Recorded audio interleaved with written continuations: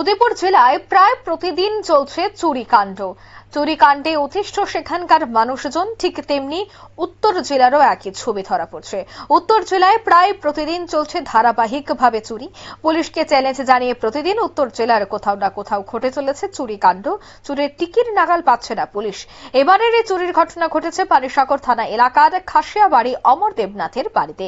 লুট করে নিয়ে গেছে স্বর্ণালংকার সহ নগদ অর্থ। জানা যায়, বাড়ির মালিক মুন্না দেবনাথ গতকাল রাত 12টা নাগাদ বন্ধুর বাড়ি জন্মদিনে নিমন্ত্রণ খেতে তিনি গিয়েছিলেন।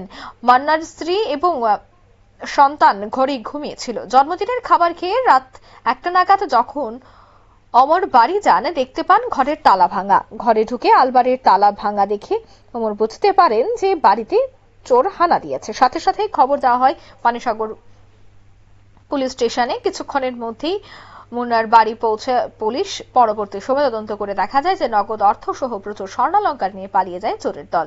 পানিসাগর থানার পুলিশ একটি চুরির মামলা হাতে নিয়ে তদন্ত চালাচ্ছে। তবে প্রতিটা চুরির পর থানা বাবুরা তদন্ত চালায় জোরদার, কিন্তু চুরির টিকির নাগাল পর্যন্ত পায় না। এই বিষয়টাই কিন্তু বারবার উঠে আসে। তবে সে বিষয়ে কি বলছেন সংশ্লিষ্টরা, শোনাচ্ছি।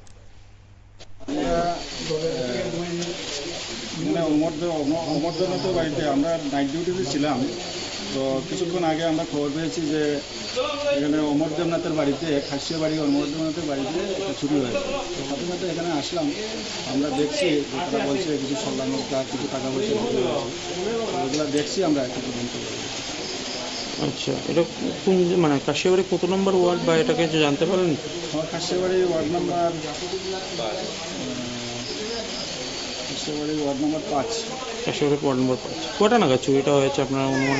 অনুমান গেছে, তারা তো বলতেছে 12:30 থেকে এসে গিয়া বাড়ি থেকে বের হয়ে গেছে। এরপরে আবার 1:30টার সময় বাড়িতে ঘুরেছে। হয়তো গেছে 12:30 থেকে 1:30, এই 1 ঘন্টার মধ্যে চুরিটা হয়েছে। আপনারা শুনলেন পুলিশের বক্তব্য। গৃহস্থের নগদ অর্থ সহ স্বর্ণালংকার চুরি করে নিয়ে যায় চোরের দল। এখন দেখার বিষয়, এই চুরি যাওয়া জিনিসগুলি কতটুকু উদ্ধার করতে সক্ষম হয় পানিসাগর থানার পুলিশ। নিয়ে নিচ্ছি ছোট্ট একটি বিজ্ঞাপন বিরতি, সঙ্গে থাকুন।